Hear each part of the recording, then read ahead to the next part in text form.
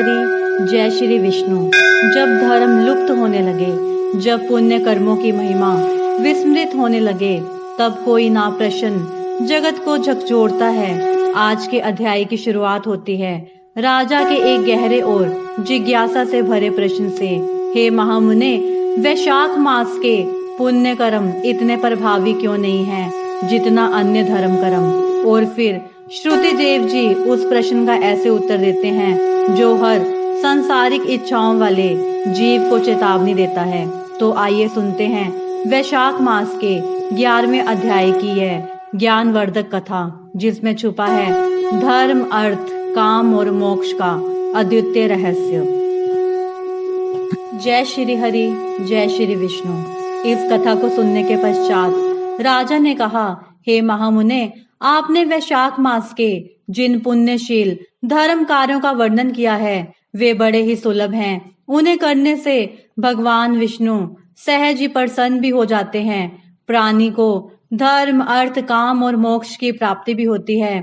तब फिर क्या कारण है कि इस प्रकार का दैव अनुकूल धर्म भी संसार में अधिक प्रचलित नहीं हो सका है? श्रुति देव जी ने कहा, हे राजन, तेरे इस सुंदर प्रश्न को सुनकर मैं परम सुखी हुआ हूँ। अन्य धर्म तो संसार में विख्यात है, परंतु वैशाख मास के धर्म कार्य प्रख्यात नहीं है। इसका सहज उत्तर सुनो। इस संसार में पुत्र, पौत्र, संतान तथा अन्य सुखों की आकांक्षा रखने वाले अनेकानेक प्राणी हैं। उनमें से अधिकांश राजसी और तामसी प्रवृत्ति वाले हैं। भगवान विष्णु को सात्विक प्रवृत्ति प्रिय है। जो प्राणी इच्छा रहित सात्विक धर्म की प्राप्ति द्वारा भगवान विष्णु को प्रसन्न करने की कामना करते हैं, वे इस वैशाख मास का सेवन करते हैं। इस पुण्यशील धर्म को प्राणी क्यों छिपाए रखते हैं, उस रहस्य को सुनो। एक समय पुण्यशीला काशीपुरी में राजा नृग का पुत्र सार्वभौम तथा महायशस्वी हुआ। उसका नाम कीर्तिमान था। वह अपनी इंद्रियों पर अंकुश रखने लगा। क्रोध को नष्ट करने वाला, ब्राह्मणों का आदर करने वाला तथा धर्म का पालन करने वाला समस्त राजाओं में उत्तम था। वह राजा एक दिन जब शिकार के लिए वन में जा रहा था तो मार्ग में उसने यह देखा कि महर्षि वशिष्ठ के शिष्य कहीं जलदान के हेतु प्याऊ लगा रहे हैं, कहीं विश्राम हेतु छायादार मंडप बना रहे हैं, कहीं कुओं और तालाबों का जल निर्मल बनाने की इच्छा से उनका उदाव कर रहे हैं, तो कहीं छतरी दान कर रहे हैं और कहीं तांबुल दे रहे हैं, कहीं विश्राम करते हुए पथिकों पर पवन ढुला रहे हैं, कहीं शीतलता के लिए सुगंधित पुष्प दे रहे हैं, तो कहीं नेत्रों में कपूर लगा रहे हैं। इस भांति नाना उपायों द्वारा लोगों की सेवा कर रहे हैं। उस शिष्य मंडली को यह सब कार्य करते हुए देखकर राजा ने उनसे पूछा, हे कुमारों, तुम लोग कौन हो और इस प्रकार के कार्य किस लिए कर रहे हो? वह सुनकर वे बोले, हे नृप श्रेष्ठ, हम महर्षि वशिष्ठ के शिष्य हैं। गुरु जी की ही आज्ञा से हम इन सब कार्यों को कर रहे हैं। ये कर्म धर्म, अर्थ और काम की साधना के साथ ही मोक्ष को भी प्रदान करने वाले हैं। इन कार्यों से जो विशेष फल प्राप्त होता है उसके विषय में तुम जाकर गुरुदेव से पूछो। उनके इन वचनों को सुनकर राजा महर्षि वशिष्ठ के आश्रम में गया। राजा को अपने आश्रम में आया हुआ देख वशिष्ठ जी ने उसका समुचित आदर किया तथा उचित आसन देकर बैठाया। तब राजा ने वशिष्ठ जी को प्रणाम करके अत्यंत विनय पूर्वक कहा, हे महामुने, मैंने मार्ग में आपके शिष्यों को उत्तम कार्यों में लगा देखा है। उन शुभ कार्यों को देखने से मन में प्रसन्नता होती है। मैंने उनसे जानना चाहा कि इन कृत्यों से किस फल की प्राप्ति होती है। तब उन्होंने दया करके मुझे आपके पास भेज दिया है। अब आप कृपा करके यह बताएं कि इन कर्मों के द्वारा प्राणी को किस प्रकार की फल की प्राप्ति होती है। इस समय मैं इन श्रेष्ठ कार्यों के उत्तम रहस्य को जानने की इच्छा से ही आया हूँ। यह सुन प्रसन्न होकर महर्षि वशिष्ठ ने कहा, हे राजन, मैं तुम्हारी धर्म में रुचि जानकर बहुत ही प्रसन्न हूँ। तुम इस गुप्त रहस्य को अवश्य सुनो। वैशाख मास परम पुनीत मास है। इनका सेवन करने से भगवान विष्णु जी बहुत प्रसन्न होते हैं। जो प्राणी धर्म में प्रीति रखते हों उन्हें इस धर्मशील मांस का सेवन अवश्य ही करना चाहिए। वैशाख मास का सेवन करने वाले प्राणी को प्रातः ब्रह्म मुहूर्त में शैया त्याग देनी चाहिए तथा स्नान करके शरीर को शुद्ध करना चाहिए। फिर प्रसन्नचित होकर भगवान विष्णु की प्रसन्नता हेतु उनका विधिवत पूजन करना चाहिए। प्राणी को अपने सामर्थ्य के अनुसार दान करना चाहिए तथा ब्राह्मणों की सेवा भी करनी चाहिए। ऐसा करने से भगवान श्री हरि जो चराचर जगत के स्वामी हैं अति प्रसन्न होते हैं। इसलिए हे राजन, तुम इस वैशाख मास का पालन उत्तम रीति से करो और अपनी प्रजा की भलाई के लिए उससे भी ऐसा करने को कहो। जो प्रजाजन इस परम पुनीत वैशाख मास का सेवन न करे उसे दंड भी दे सकते हो। मुनि के इन वचनों को सुनकर तथा धर्म के उस श्रेष्ठ मर्म को जानकर राजा मन ही मन अत्यंत प्रसन्न होकर अपने घर को लौट आया।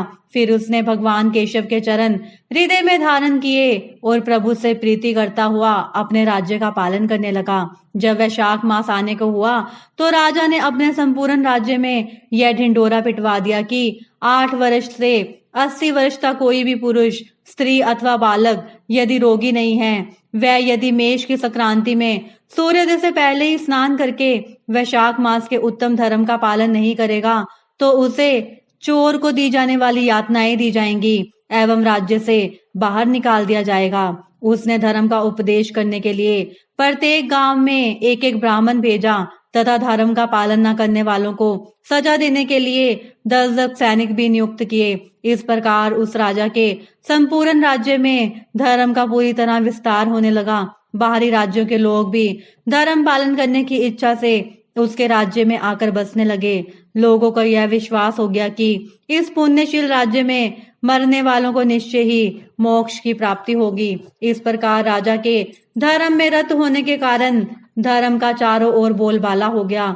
वहां की प्रजा धर्म कार्य करती हुई मोक्ष प्राप्त करने लगी। तब चित्रगुप्त भी हैरान रह गए क्योंकि नरक खाली रहने लग गया था। तब एक दिन नारद जी धर्मराज के पास जाकर कहने लगे, हे धर्म, मुझे बड़ा आश्चर्य है कि इस बार तुम्हारे यहाँ बड़ी शांति है। नरक से हाहाकार का शब्द आता हुआ सुनाई नहीं पड़ रहा है।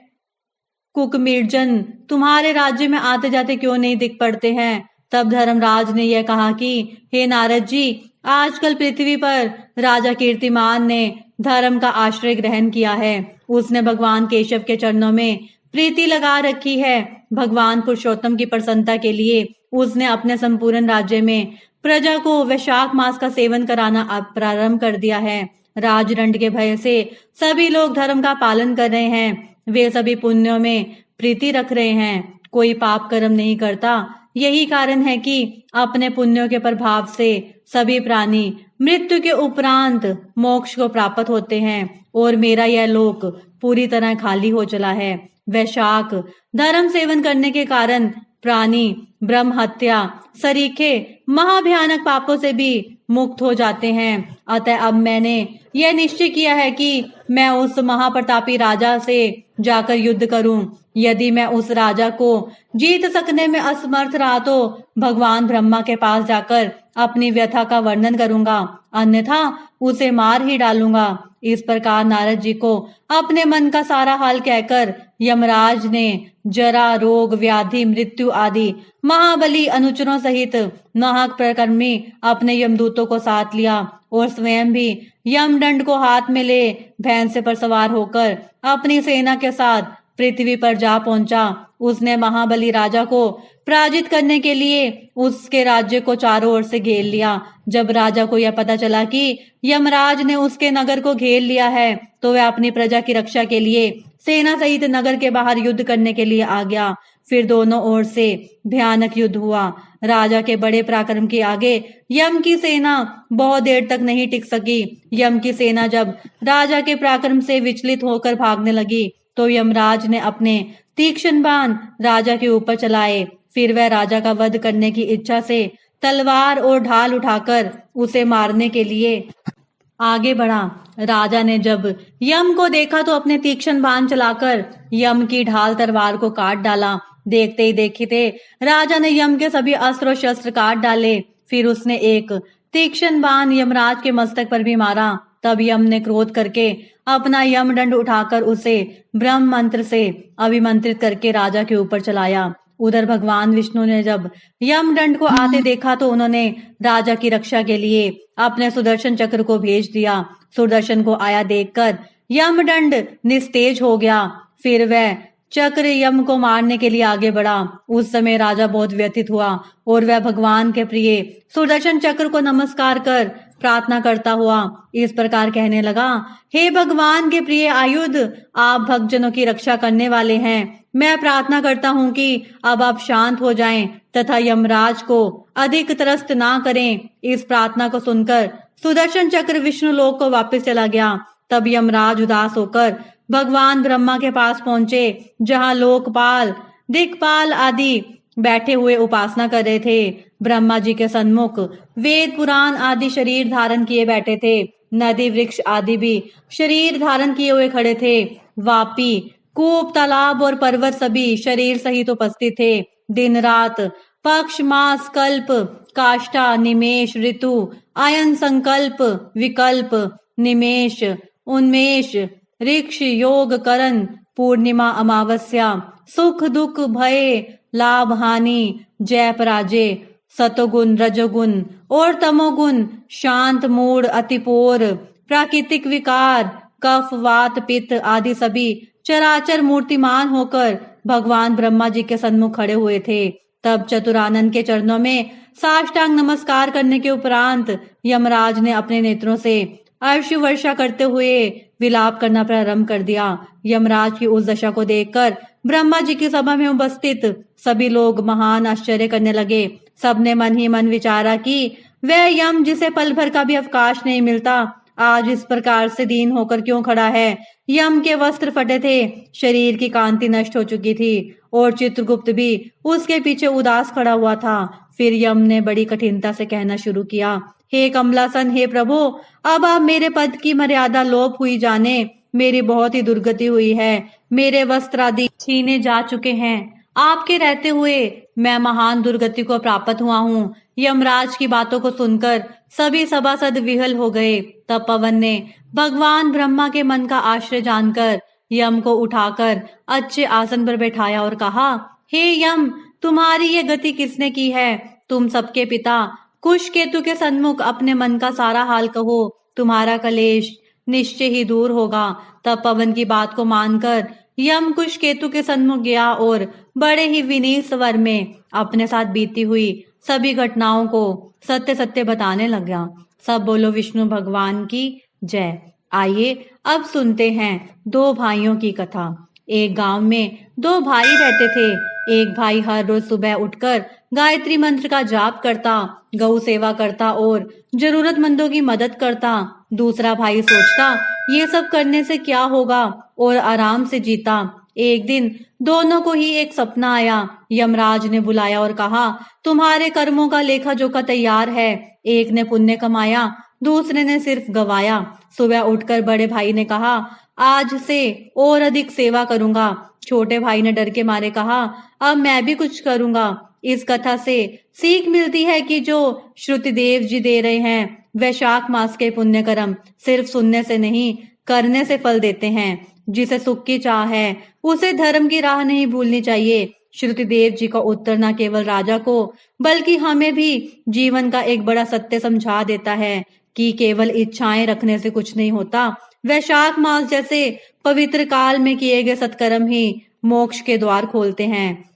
कल के अध्याय में हम जानेंगे एक ऐसी कथा जो बताएगी कि इच्छाओं की पूर्ति में ही सच्चा सुख नहीं बल्कि त्याग और तपस्या में छुपा है अमृत तुल्य आनंद। सब बोलो विष्णु भगवान की जय। जय श्री हरि, जय श्री विष्णु। मेरी विष्णु भगवान से प्रार्थना है जो भी भगत जन वैशाख मास की कथा का श्रवण करें, विष्णु भगवान सबकी मनोकामनाओं को पूर्ण करें, सबका कल्याण करें। यदि आपको यह वीडियो अच्छी लगी हो तो हमारे चैनल प्रभु के प्यारे को सब्सक्राइब करें और इस वीडियो को अधिक से अधिक शेयर करें। जय श्री हरि।